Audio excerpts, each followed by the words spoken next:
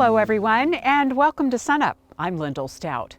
We join you today from the Cimarron Valley Ag Research Station at Perkins. Even though it's winter, Oklahoma pecan producers are already thinking about the next growing season. We'll have more on pecans in just a moment. But first, we're talking about nitrogen application in wheat with Dr. Brian Arnall. When we look at this season, we have some stuff that happened that's not normally for a normal season. So a lot of the folks went in, we were so dry through September and early October when we're normally planting, fertilizing. With the high prices of fertilizer, with the dry soils, we really pulled back on the pre-plant nitrogen that usually goes out on our grain-only wheat. Even pulled back on some of our nitrogen on our graze and grain wheat. So now we're coming out, we've warmed up a little bit. We do have that moisture that came through October, November, and early into December. So we have some soil moisture. So the decision's trying to be made now. How much do we fertilize? When do we fertilize? And what's the optimum rate? So how are you answering that for producers? So there's a couple scenarios that we can work off with, and I try to give options so they can make the decision.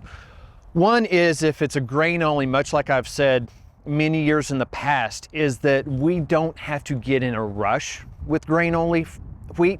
We can wait a little bit further, because my concern right now is that yes, the wheat's starting to grow. We're getting these warm afternoons and we're seeing good growth, but if you look at the Mesonet, there's 0 to 16 inch soil moisture is okay. We have 2 to 4 inches depending on where you're at.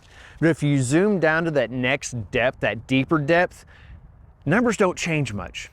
So that means we're living on shallow soil moisture. So as we're growing, we're starting to burn through that soil moisture. As that soil moisture starts getting used, our yield potential has the chance to go down if we don't get more rain. So we're caught in this basket of how much do we fertilize for and when do we fertilize? I like to wait. I like to hold that decision until we learn a little bit more about the season. Are we going to get the rains in February?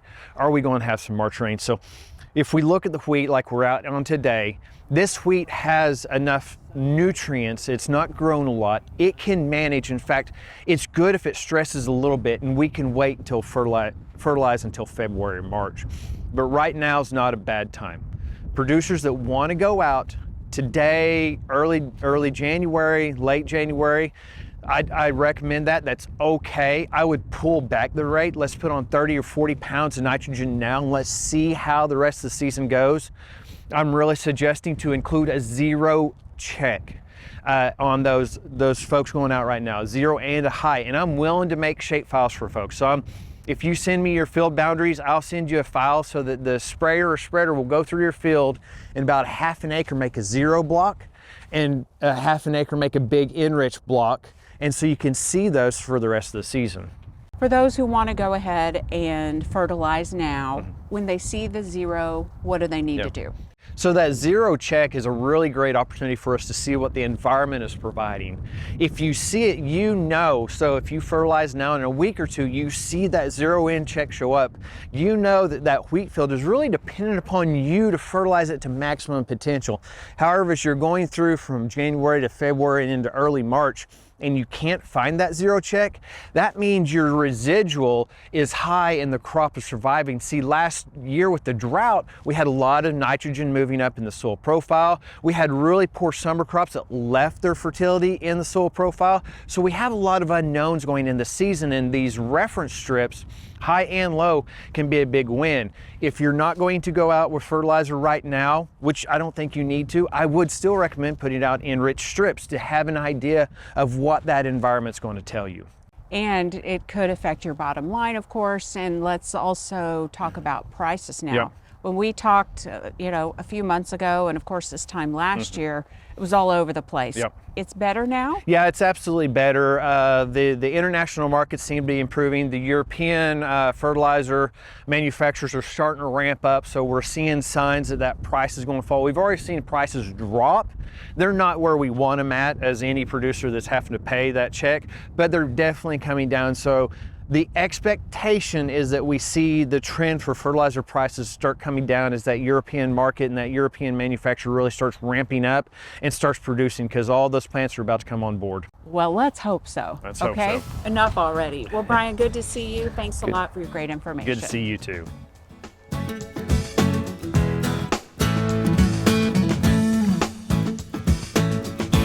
Welcome to the Mesonet Weather Report. I'm Wes Lee. As we move into the new year, it is still apparent that the La Nina weather pattern has a firm grip on us. During La Nina events, we typically see warmer than normal and drier than normal conditions in the southern plains. You can see on this graph the La Nina periods by the blue lines pointing downward. We are continuing into our third winter in a row, or a triple dip La Nina pattern. And true to form, you can see on this map from midweek just how little rainfall we have had since the first of the year.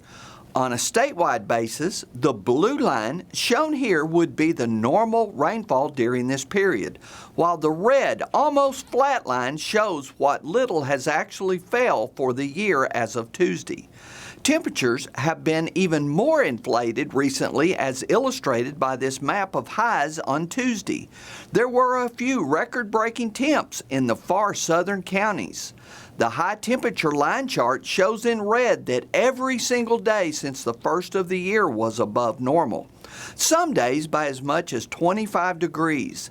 Short term, expect the heat to continue. Longer term, La Nina is still projected to return to a normal pattern by early spring.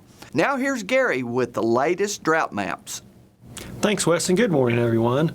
Well, those good rains we've had over parts of the state over the last 60 to 90 days really are starting to wash out in this current dry spell. We can take a look back at the current water year, which started on October 1st, 2022, and see where we stand going back those few months. Well, we have lots of really good colors on this Mesonet map. Again, that's about 102 days going back to October 1st, 2022. It is the beginning of the water year, as I said. We can see some of those values down across parts of southeast Oklahoma from 12 to 14 inches, a little bit higher in some cases. And then as we go northwest, it of course starts to diminish quite rapidly. It goes from 6 to 7 inches across the I-44 corridor, down to 4 to 5 inches as we get up into the northwestern parts of the state. And finally, less than 2 inches to less than an inch as we get into far northwest Oklahoma and the western panhandle. So some really good colors on there, but how does that stack up to normal? Let's take a look at that departure from normal map for that same time frame. Well, the greens are the good colors, and the light green are not so bad colors. Much of the southern part of the state has at least a little bit of a surplus, but at most we're talking about an inch or two in some cases, and we get a little bit higher from 3 to 4. And then over in far east central Oklahoma, in the Salisaw area, they have a 5.2 inch surplus. But for the most part, we are below normal in the rainfall over that time frame. But this time of year, we can expect different amounts in different parts of the state. So let's take a look at the percent of normal values. Down across southwest Oklahoma, those surpluses amounted to close to 150% of normal in some cases. Now across the southeast and up into east central Oklahoma, just a little bit there on the surplus side. Much of the rest of the state below normal, less than 100% of normal. But then again, when you get up into the far northwestern parts of the state, they're less than 50% of normal, and out in the panhandle, in a lot of cases, they're less than 25% of normal. So really drastically dry conditions across that northern part of the state, especially up in northwestern Oklahoma. What's that mean for the newest drought monitor map this week? Well, not much, about the same picture. We are in the cool season, so we're not seeing rapid changes, but we definitely didn't see any improvements this week either. Unfortunately, we're still in the driest part of the year. It's a couple of months to spring, so hopefully we can get some rainfall in here before then. That's it for this time. We'll see you next time on the Mesonet Weather Report.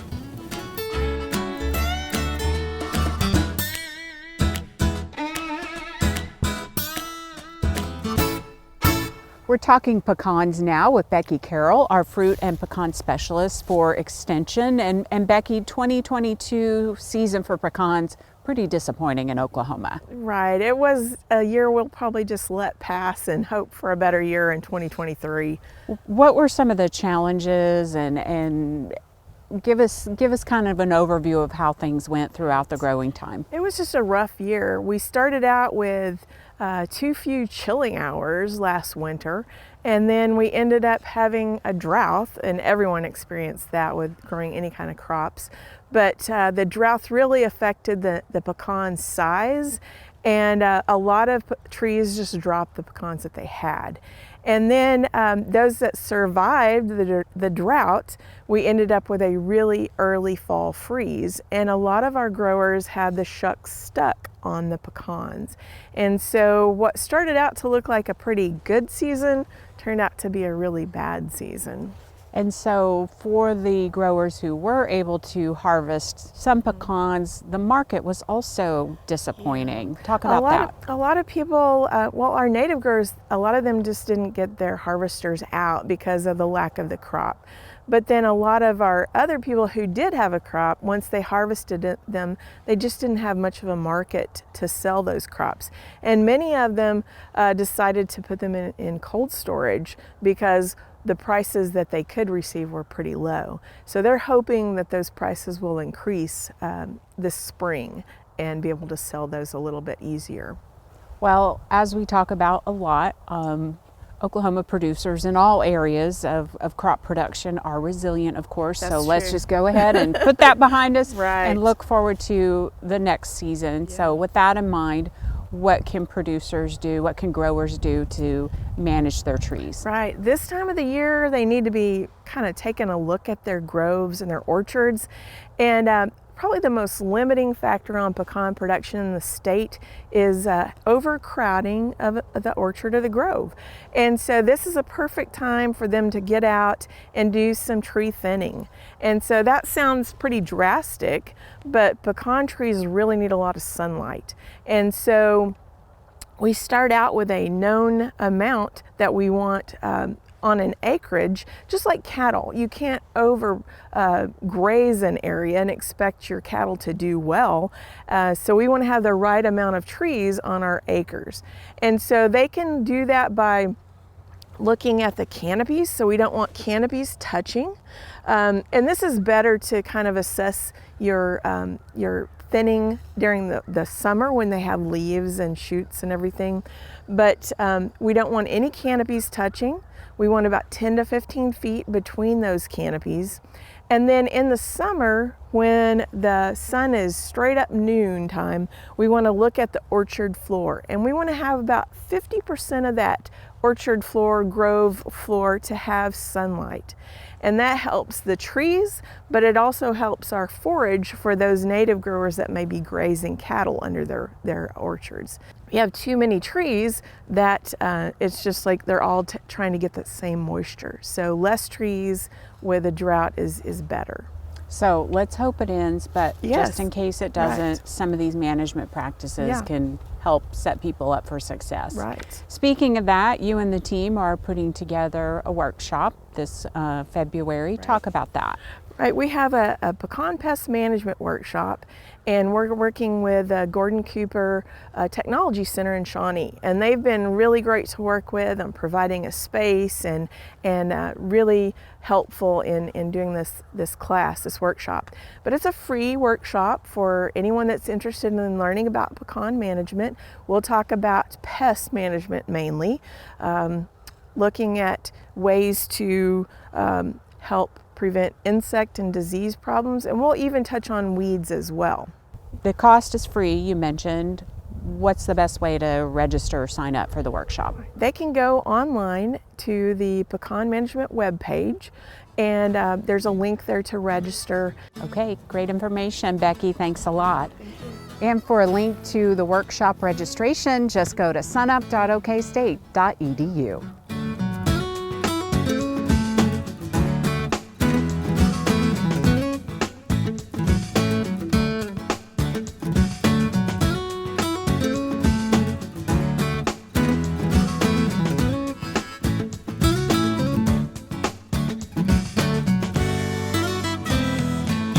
Good morning, Oklahoma, and welcome to Cow-Calf Corner.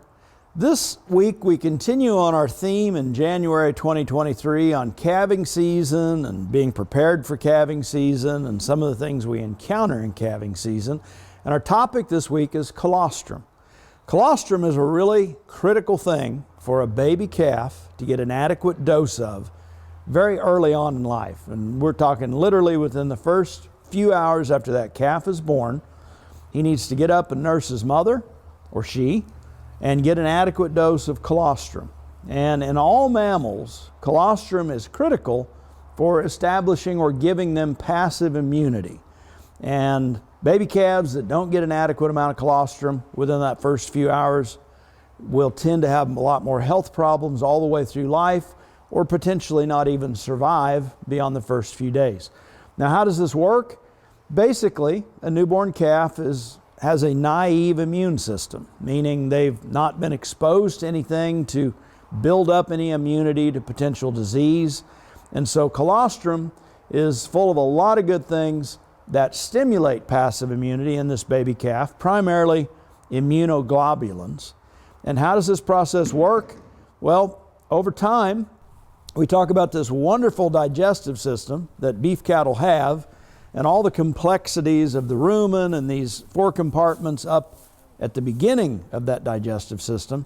But when a baby calf is born, we have something called an esophageal groove, which as they begin to nurse, kind of creates a bypass system so that that initial milk and colostrum ingested passes through and goes straight to the small intestine.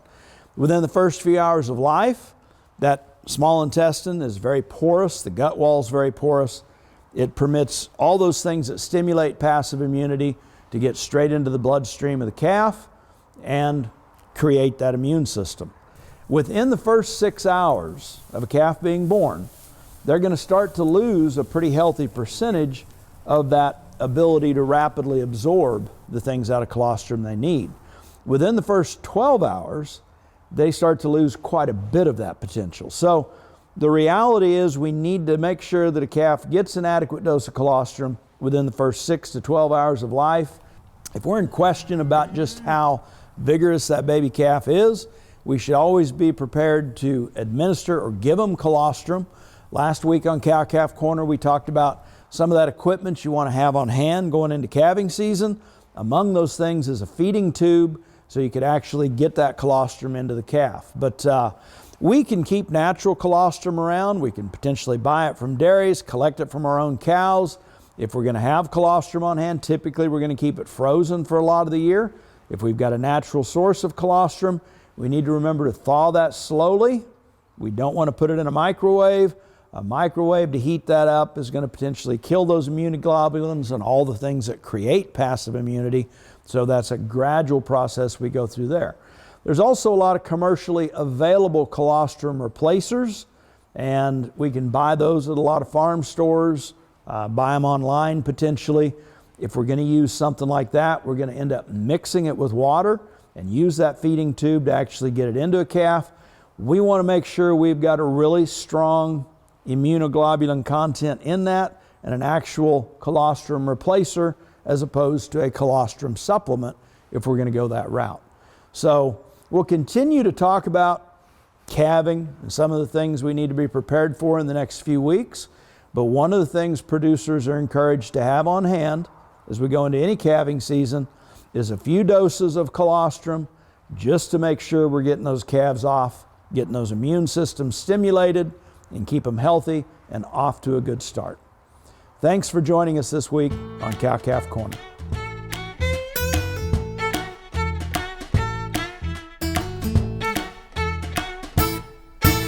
It's that time in the show where we check in with the crop markets with our crop marketing specialist, Dr. Kim Anderson. So Kim, there's some activity over the past few weeks, so what's going on? Well, you look at wheat prices, they took a beating this last week. You go back to the September time period, we had wheat prices up, $9.75, came into September and October, leveled off around $8.50 somewhere, and then came down and hit that $8 level. And this last week we broke out of that, broke through that $8 support level, got down to around $7.70. Now, if you go into Panhandle, it's about a dime higher. You go down to southern Oklahoma, Snyder, that area, it's 50 cents less. Now, if you're looking at corn, $7.70 for corn out in October. Corn worked its way down into November time period, got down around 7, came up to close to $8, came back down. It's around $7.15, down a little bit this week, but leveled out at the end of the week. You look at soybeans, $14.80.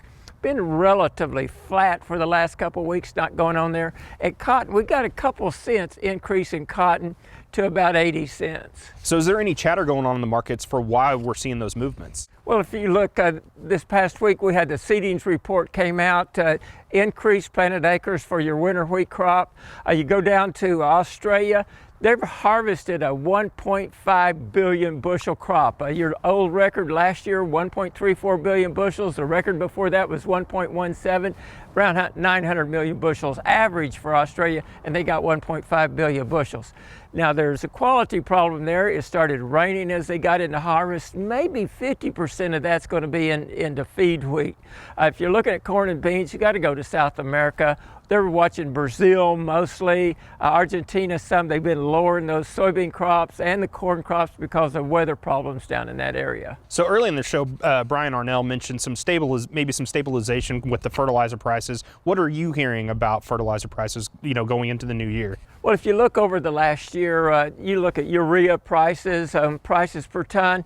We came into the war, they got up to around $1,000. We came into the year, summer, relatively high, and they've trended lower into the fall and the winter. The urea prices are around $750 a ton, around 85 cents per pound of N. If you're looking at potash prices, it got up to $900, down to around $765. So fertilizer prices are coming down, and that's the point we can make with these prices. Of course, as you go around Oklahoma and other areas, those prices are going to vary quite a bit. But the trend has been lower, and we do have significantly lower prices than we did at the peak. So, every year you're always hammering home the importance of protein. So is there going to be any premium for protein in the market? Well, right now you've got about a 40 to 50 cent premium from 11 to 12 protein. You've got to ask the question on your nitrogen prices that we just talked about. At 85 cents per pound of N, can you get a protein premium, or can you get additional yields at the current nitrogen prices? And I'd say there's a positive yes answer to that. All righty, thanks, Kim. Dr. Kim Anderson, Grain Marketing Specialist here at Oklahoma State University. Finally today, the heartwarming story about the landscape architect who's helping ensure that all children can enjoy themselves on the playground. Our video production manager, Craig Woods, put together this story. Lenny Hughes' path as an award-winning landscape architect began on his family's farm in Wetumpka, Oklahoma. My father, he was a surveyor for Hughes County. And so with that, I grew with the love and passion of outdoors, farming. Like I said, it's a rural farming community, and just being available to be one with nature. Lenny received an associate degree in horticulture from Eastern State Junior College, but was still unsure what he wanted to do after graduation. He discovered landscape architecture at OSU. After a visit with the professors, he fell in love with the program and decided to join. The first semester was really, really hard, and I actually almost dropped out of the program. He got very overwhelmed because he's kind of scared and worried that he probably cannot handle this particular course because he never know how to sketch it. I was leaving the campus and walking down the Ag Hall stairs, and I saw Professor Hughes say, "Hey, take a good look at me, because this may be the last time that I am coming to your class." And he said, "Well, why?" I said, "Well, I'm sitting there in class, and everyone is drawing all these incredible horses and other landscapes, and I could barely draw a stick figure." And he told me, "See, if you stick with me, I will help you." Then we kind of step aside and then talk about what is landscape architecture. I told him that landscape architecture is more than just plants. We're dealing with land, water, environment, people, society. 4 years later, he graduated at the top of his class. During his senior years, he became a good member of my family. He's more than just a student, so he became a family friend. Lenny lives in the Dallas area with his wife Erica and son Chase. He's vice president and regional director of planning and landscape architecture for Half Associates. Really, my job now is transcended from, from the initial planner, landscape architect to, it's more about, people and how do I bridge and foster relationships? How do I connect the built environment with people? How do I make this a better place for everyone? Lenny's work can be seen across the Dallas area. The Trinity Forest Master Plan he's working on will create an urban forest network throughout the city. So when I graduate college, I focus on helping others, sharing ideas, and being compassionate. He was honored recently by our Department of Horticulture and Landscape Architecture. We're really proud to call him as one of our alumni. And he supported our students in a lot of different ways, really been an inspiration for them, internship opportunities in their firm. All have been great ways of contributing back to OSU. But one of his favorite projects was designing an accessible playground in the North Texas area. Casey's Clubhouse is named after 7-year-old Casey, born with a neuromuscular disease. The completed project is a reminder that landscape architecture is more than plants. Once it was done, they held a community event and celebration, and I was able to see there's a child. He had crutches, and so he was able to walk up the playground ramp by himself, go up to the highest level, and he took one of the crutch, he threw it down the slide, and he take another crutch and threw it down the slide, and able to slide down himself without being assisted. And to me, just being able to see that and the experience and be a part of it was amazing. Celebrating Lenny Hughes, 2022 Ferguson College of Agriculture Distinguished Alumnus. That'll do it for SUNUP this week. Remember, you can see us anytime on our website and also follow us on YouTube and social media. From the Pecan Orchard at the Cimarron Valley Research Station, I'm Lyndall Stout, and we'll see you next time at SUNUP.